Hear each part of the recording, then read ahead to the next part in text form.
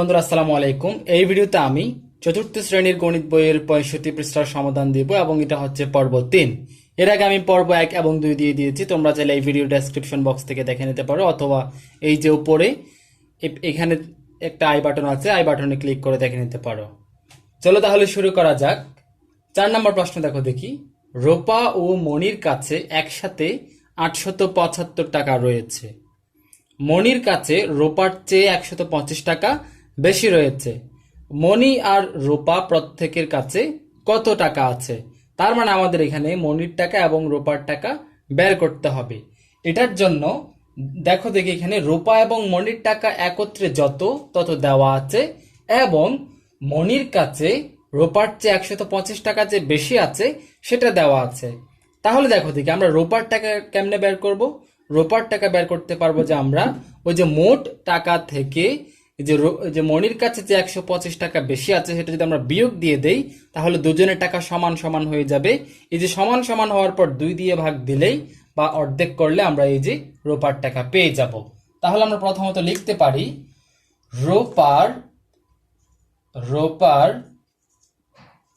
আছে সমান এই যে 875 বিয়োগ 125, মানে যে বেশি টাকাটা বিয়োগ করার পর আমরা যদি এর অর্ধেক টাকা, মানে এর অর্ধেক টাকা 2 দিয়ে ভাগ দেই তাহলে অর্ধেক হয়ে যাবে।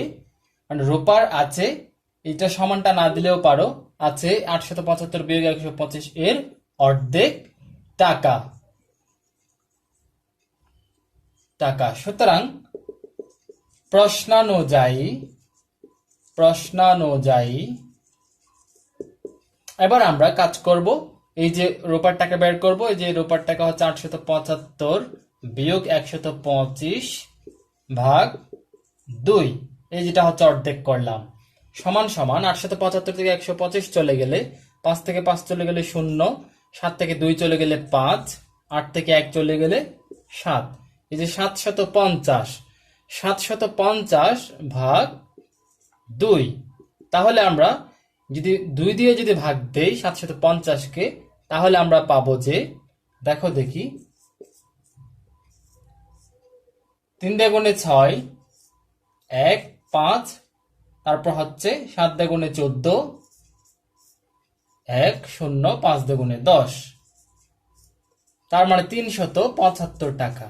এই যে 375 টাকা, বা এদিকে না লিখে আমরা নিচে লিখব, তাহলে এটাই হচ্ছে আমাদের রূপার টাকা। তাহলে সুতরাং এবার লিখতে পারি আমরা, সুতরাং রূপার আছে সমান 375 টাকা। এখন রূপার যদি 375 টাকা থাকে, তাহলে মনির কত টাকা আছে? তাহলে মনির আছে সমান এই যে 375 সাথে যোগ হবে যে এই যে 125, এটা যোগ হবে যেহেতু 125 টাকা বেশি আছে, তার 125, বা 5 এবং 5 যোগ করলে 10 এর 0, হাতে আছে 1, একটা যদি 7 কে দিলে 8, 8 এবং 2 হচ্ছে 10, 10 এর 0, হাতে আছে 1, 3 কে দিলে 4, তাহলে 4 একে 5, বা 500 টাকা। তার মানে রূপার আছে 375 টাকা, মনির আছে 500 টাকা। এটাই হচ্ছে আমাদের উত্তর। আশা করি তোমরা 4 নাম্বারটি বুঝতে পেরেছো। এবার আমি পরবর্তী প্রশ্নে যাব। এবার 5 নাম্বার প্রশ্নটি দেখো দেখি। পিতা ও পুত্রের বয়সের সমষ্টি 55 বছর। পিতার বয়স পুত্রের বয়সের 4 গুণ। পৃথকভাবে পিতা ও পুত্রের বয়স কত? খুবই সহজ একটা অঙ্ক। প্রথমত আমরা পিতার বয়স এবং পুত্রের বয়স দুটো যোগ করব। কেমনে যোগ করব? যেমন পুত্রের বয়সের অবশ্যই 1 গুণ। যেমন মনে করো যে 10 সংখ্যাটা 10-এর কত গুণ? 1 গুণ। তার মানে যে 10 গুণ 1 সমান সমান 10ই হয়। তাহলে আমরা যে কোনো সংখ্যাকে ওই সংখ্যার 1 গুণ বলতে পারি। তাহলে এখন আমরা লিখব যে পুত্রের বয়স, আমরা এখন লিখব পুত্রের বয়স সমান পুত্রের বয়সের 1 গুণ। এবার যদি আমরা পিতার বয়স লিখি, পিতার বয়স পুত্রের বয়সের কত গুণ? 4 গুণ। তাহলে এদিকে আমরা 4 গুণ লিখব। এবার আমরা পিতা ও পুত্রের বয়সের সমষ্টি বের করব। আমরা সমষ্টি হচ্ছে কত? এই যে সমষ্টি হচ্ছে 5 গুণ পুত্রের বয়সের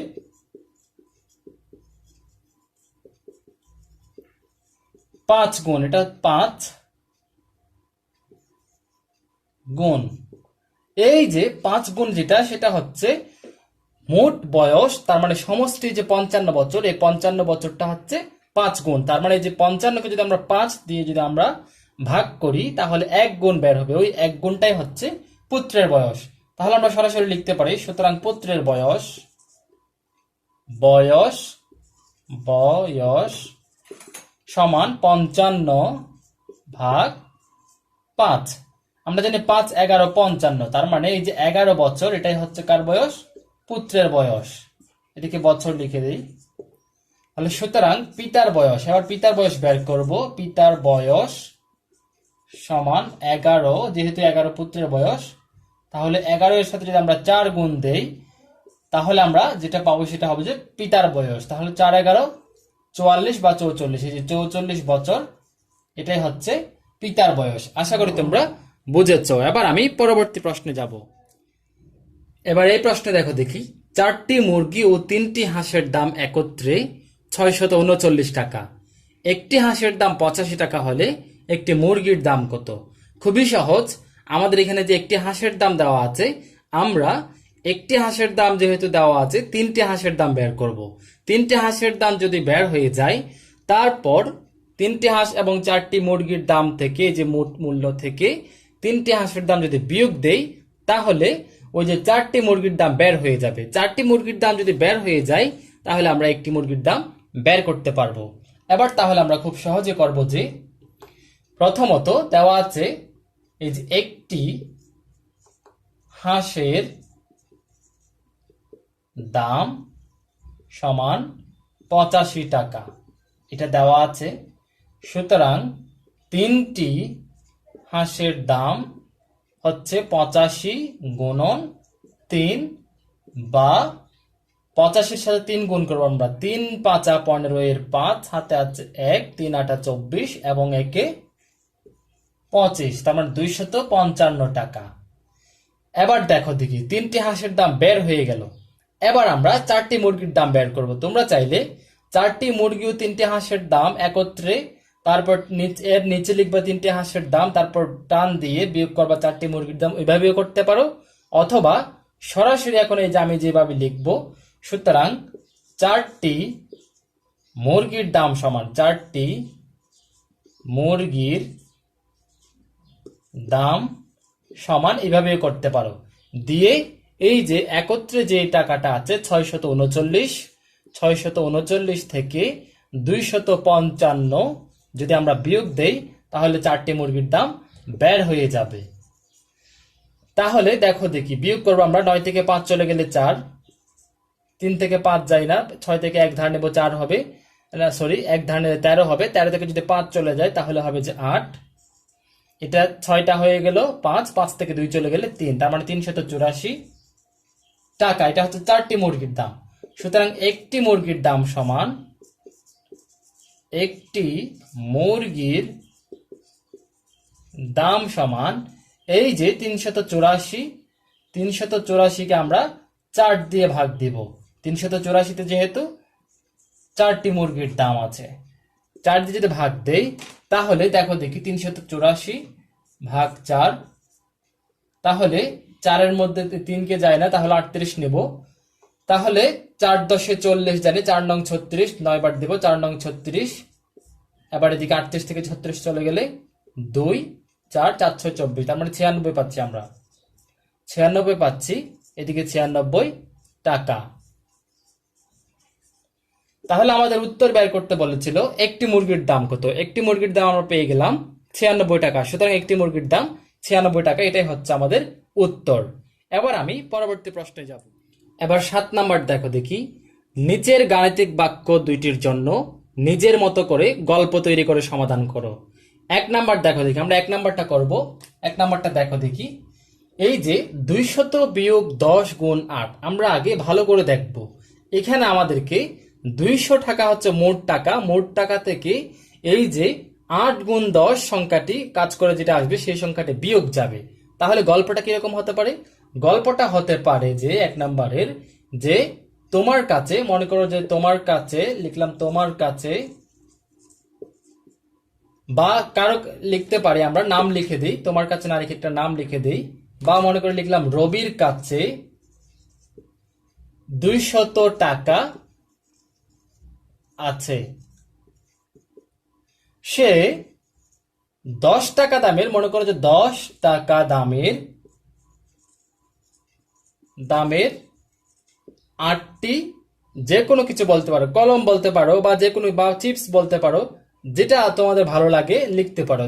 সে 10 টাকা দামের 8টি, মনে করো যে চিপস বা চকলেট, যেটা তোমরা তোমাদের ইচ্ছা দিতে পারো, চিপস কিনলো, কিনলো বা কেনার পর লিখতে পারো তোমরা, বা মনে করো যে কেনার পর লিখবে এখন আমরা, যে সে 10 টাকা দামের 8টি চিপস কেনার পর, আচ্ছা কেনার পর না লিখে আমি কিনলো লিখি। গল্পগুলো তোমরা নিজের মতো করে সুন্দর করে সাজাবা। কিনলো। এখন তার কাছে, এখন তার কাছে কত টাকা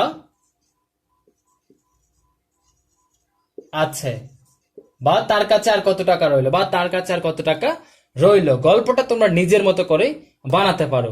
যেমন মনে করো যে এই গল্পটি থেকে যদি কেউ তোমাদেরকে, এটা গাণিতিক বাক্য, গাণিতিক বাক্য যদি বানাতে বলতো, তাহলে কিন্তু আমরা খুব সহজেই লিখতে পারতাম যে 200 টাকা আছে বললো, তার মানে যে 200 টাকা, তারপর সে 10 টাকা দামের 8টি চিপস কিনলো, তার মানে 10 গুণ 8, 8টি চিপস কিনলো। এই যে কেনার পরে যে মোট টাকা থেকে সেই টাকাটা বিয়োগ যাবে, তাহলে বিয়োগ যদি যাওয়ার পর তার কাছে আর কত টাকা আছে, এই যে এই কাজটা করার পর, এই যে পুরো ক্যালকুলেশনটা করার পর সে যেটা পাবে সেটাই হবে যে কত টাকা আছে। তাহলে এটা হচ্ছে 1 নম্বরের গল্প। এবার আমি 2 নম্বরটা দেখাবো। 2 নম্বরটাও একই রকম, তোমরা খুব সুন্দরভাবে নিজের মতো করে গল্প বানাবা। যেমন মনে করো আমরা এখানে 6 গুণ 8 দেখতে পাচ্ছি, তার মানে 6 টাকা দামের কোনো একটা বিষয়ের নাম ধরতে পারি আমরা। তারপরে যে 12 টাকা দামের কোনো একটা বিষয় ধরতে পারি। যেমন মনে করো আমি 6 টাকাটা মনে করো একটা পেন্সিল ধরলাম, 12 টাকাটা একটা কলম ধরলাম, বা মনে করো যে 6 টাকাটা আমি একটা পেন্সিল ধরলাম, 12 টাকাটা একটা অন্য কিছু একটা ধরলাম। এইভাবে তোমরা নিজের ইচ্ছা মতো করে করতে পারো। এবার তাহলে আমি এখন লিখবো যে 6 টাকা দামের, 6 টাকা দামের 8টি পেন্সিল লিখি, পেন্সিল ও 12 টাকা দামের, 12 টাকা দামের কতটি, 2টি কলম, কলমের বা কলমের লিখি এরকম, কলমের মোট মূল্য কত, কলমের মূল্য কত লিখে দেই, মূল্য কত। আরেকবার দেখো দেখি, এই যে 6 টাকা দামের 8টি পেন্সিল ও 12 টাকা দামের 2টি কলমের মূল্য কত। তাহলে এই যে কথাটা লিখলাম, সেই কথাটি থেকে যদি কেউ আমাদেরকে গাণিতিক বাক্য বানাতে বলতো, তাহলে আমরা এই গাণিতিক বাক্যটি বানাতাম। তাহলে এই যে আমরা এখন বুঝলাম যে এই গাণিতিক বাক্য থেকে যদি গল্প বানাতে বলে, আমরা নিজের মতো করে কোনো একটা গল্প বানাবো, বা কোনো একটা এই যে গল্প দেওয়া থাকে, গল্প থেকে যদি আমাদেরকে গাণিতিক বাক্য লিখতে বলে বা বানাতে বলে, আমরা সহজেই বানাতে পারবো। এই হলো 65 পৃষ্ঠার খুব সহজ সমাধান। আশা করি তোমরা বুঝতে পেরেছো। ভালো থেকো, সুস্থ থেকো, দেখা হবে পরের ভিডিওতে।